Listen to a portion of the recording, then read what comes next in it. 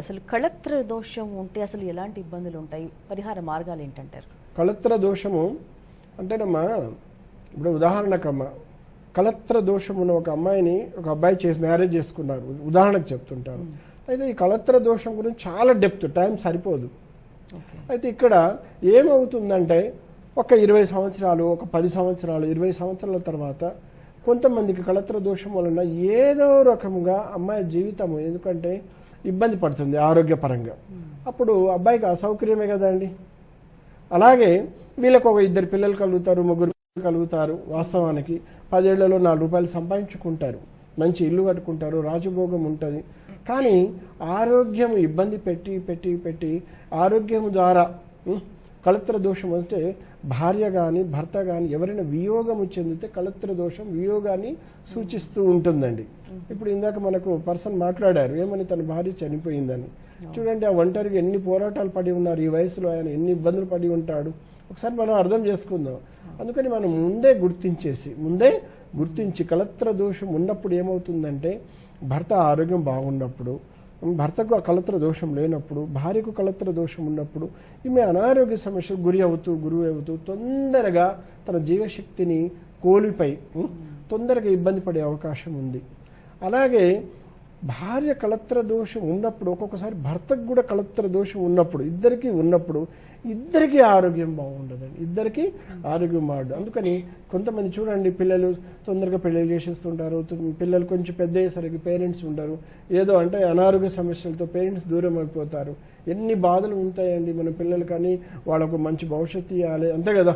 వాళ్ళ పిల్లలకు మనం చూసుకోవాలి. ఒక అమ్మాయి ఉందనుకోండి, అమ్మాయిని పెళ్లి చేసి మన అమ్మాయి వాళ్ళ అమ్మాయిని పిల్లల్ని పెళ్లి చేసినంత వరకు మనం చూడాలి, ఆ బాధ్యత అనమాట. అప్పుడు మన సమస్య పరిష్కారం అవుతుంది. కానీ అలా కాదు. ఈ కళత్ర దోషం అనేది ఎట్లా ఉంటుందంటేనమ్మా, ఇప్పుడు భార్యకు లంగ్స్ ఏదో ఏమైనా ఇబ్బంది పడ్డదనుకో, ఎగ్జాంపుల్ మనం ఆ దోషం ఏమవుతుందండి, భర్తకు కూడా కళత్ర దోషం ఉన్నప్పుడు భార్య వియోగం చెందే అవకాశం ఉంటుంది.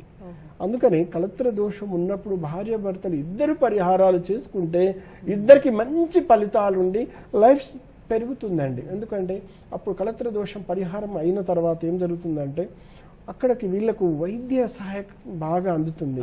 ఎందుకంటే గ్రహాలన్నీ శాంతిస్తుంది, గృహము శాంతిస్తుందండి.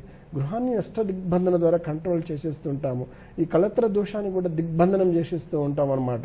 ఎందుకంటే వాళ్ళకు ఏ విధంగా ఉందని చాలా డేటా తీసుకొని, ఎందుకంటే చాలా డెప్త్ ఉంటుందని చెప్పాను నేను ముందే.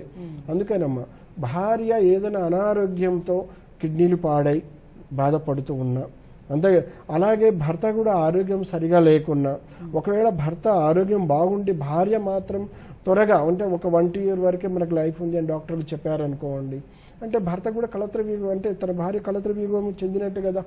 అందుకని భర్తకు కూడా ఆ దోషాలు ఉన్నాయా లేదో తెలుసుకొని ఉంటే మాత్రం ఇద్దరు పరిహారాలు చేసుకోవాలి. ఇద్దరు ఎలాంటి ఇబ్బందులు ఉండదండి. ఇలాంటి కళత్ర దోషం వల్ల భర్త నుండి భార్య వియోగం చెందడం, భర్త నుండి భార్య వియోగం చెందే అవకాశాలు మెండుగా ఉంటుంది. లేదంటే కొంతమంది చిన్న వయసులో విడాకులు అవుతుంటాయి కళత్ర దోషం ఉన్నప్పుడు. అంటే భర్త తొందరగా నాకు ఇబ్బంది పెడుతున్నారని భార్య వచ్చేసి విడాకులు వచ్చేసి కొంతమంది భార్యకు ఇచ్చేస్తూ ఉంటారు.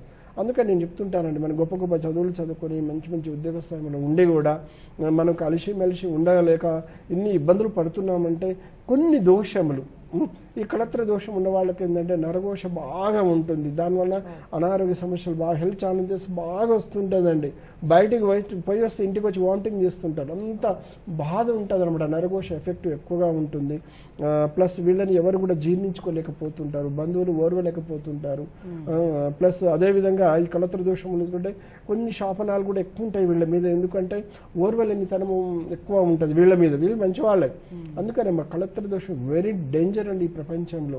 అందుకని ప్రతి ఒక్కరు కళత్ర దోషం ఉందా లేదా అనేది మనం చూసుకోవాలి. వాళ్ళ సమస్య చెప్తే ఆటోమేటిక్ ఉందా లేదా 2 నిమిషాలు తెలియజేస్తానండి.